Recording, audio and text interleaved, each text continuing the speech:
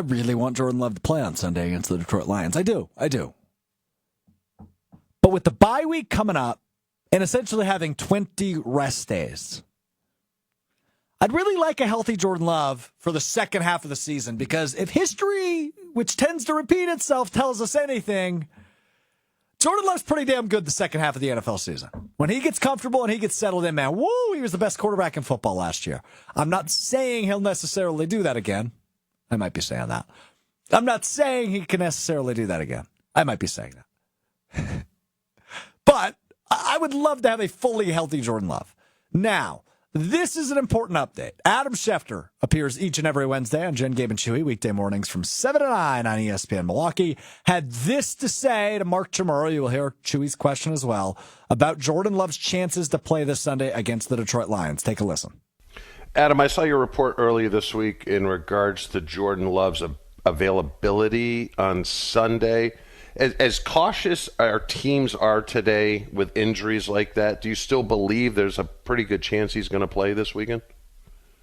Look, again, it's Wednesday. I'm going to guess. I don't know this. He's going to be limited today, limited tomorrow, limited Friday, questionable, and then my guess is he plays. That's how I see this going in, and let's see how it plays out. But I know they have the bye next week, so they obviously, if they rest him, they would get 2 weeks for Jordan Love, and Malik Willis has played well. So that would be an option, and let's see how he feels during the week. But my guess, not a report, my guess, reading between, it sounds like everybody was pretty relieved at the way the testing came out.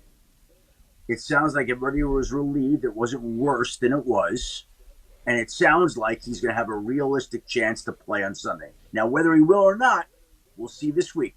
But I could say with confidence, he's going to have a realistic chance to play on Sunday. Okay, there you go. He will have a realistic chance to play on Sunday. Now, one note, Schefter already wrong on one piece of that, but it's a very small piece of that. Jordan Love did not practice today. He was not limited. He did not practice at all. Did not participate in anything. In Packers practice, which is ongoing up in Green Bay. So, otherwise, though, everything he said is interesting, right? It looks like he's healthy. It looks like he's good to go. It looks like everything came back better than they expected. But you got to keep that in the back of your mind that Malik Willis has played pretty well this year, right? I mean, he's played in 2.5 games and won all 3 of them. The poll is in the field right now on YouTube at ESPN Milwaukee. Do you want Jordan Love to play on Sunday? 11 votes in, 6 of them for no, 5 of them for yes.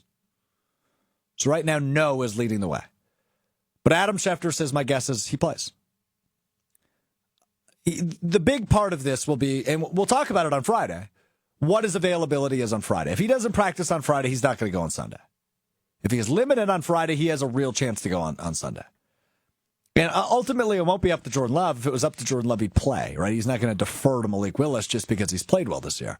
It's not the biggest regular season game of Jordan Love's career, but it is on the Mount Rushmore in terms of most important. Has to be. You're entering week 9 of the NFL season. If you win this game at Lambeau Field, which, by the way, on your home field, if you win this game on your home field to kick off the month of November, you go into the bye week standing alone in first place of the NFC North, the best division in football. And you get 2 weeks to rest. As long as he comes out unscathed, which is, of course, an if. Mac on the ESPN Milwaukee YouTube channel. I certainly would prefer to Love to sit if he is anything below 100%. No reason to not have faith in Willis with how he's been performing. Now, I agree with that. And I haven't seen a ton of the discourse yet. And if Malik Willis starts and wins on Sunday, the discourse is going to be uncontrollable about who the starting quarterback of the Packers should be. But I just know Jordan Love is capable of so much more in that Packers offense than Malik Willis is. And that's not a knock on Malik Willis. That's a knock on his tenure. That's a knock on how long he's been able to pick up things. That's a knock on his comfortability in the Matt LaFleur system. It's not a knock on his abilities. It's not a knock on his style of play. I think Malik Willis is, I know this isn't an award, but he'd be the front runner for backup quarterback of the year.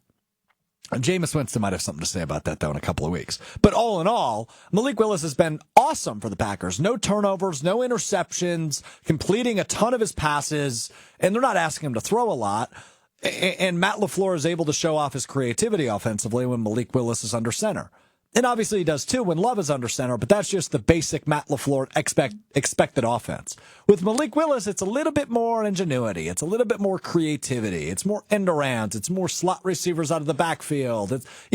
It's more dink and dunk, their life away. Burn the clock up. And it's worked. But does that work against a team I view as maybe not only the best in the NFC North and maybe not only the best in the NFC, but maybe the best in the NFL, the Detroit Lions? I don't know that it does.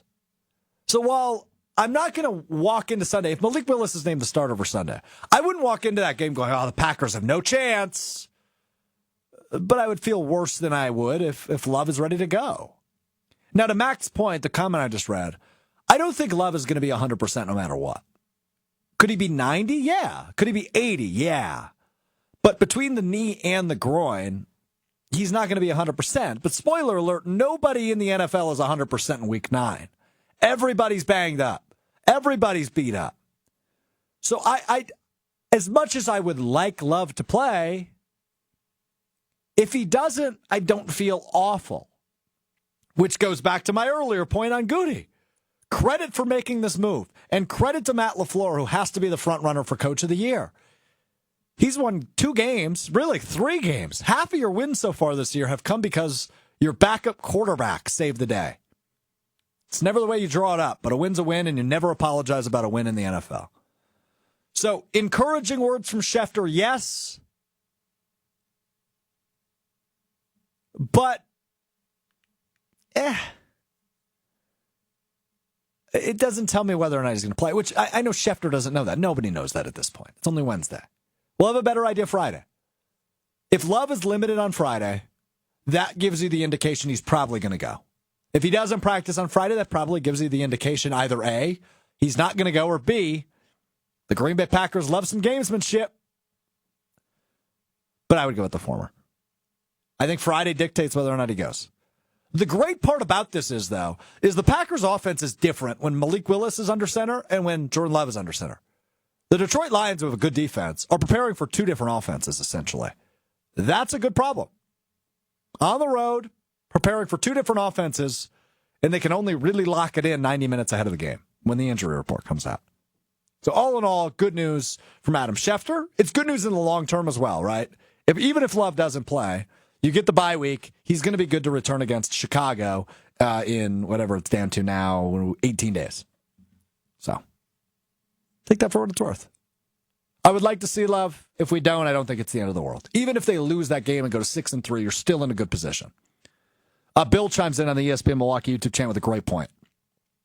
Credit to Tom Clemens as well. Yeah, totally. The quarterback's coach. The transformation from day 1 to last Sunday is night and day for Malik Willis. It's a really good point by Bill. Tom Clemens is the quarterback whisperer, man. And Sean Mannion, by the way, the longtime NFL backup, who joined the staff and is kind of Clemens' right-hand man, has been huge in this process as well. So credit where credit is due. A lot Oregon of credit State due at 1265. Is that where he played? I didn't know that. Yeah, he and I'm pretty sure Brandon Cooks was his wide receiver, and they put up a bunch of yards. I'll have to look that up. But that was 2014, I think. Hey, man, it's not even what we learned time yet, and I'm learning stuff. Good on you, Hunter. Good fun fact there. Now, if the fun fact turns out to be incorrect, and it was not Sean Mannion and Brandon Cooks, that would be much funnier, but I hope you're right for the sake of it. I'm going to look it up. Okay, look it up. Look it up. So all in all, we'll keep that YouTube vote open, too, if you're on the ESPN Milwaukee YouTube channel. Do you want Jordan Love to play? It's not do you think, it's do you want.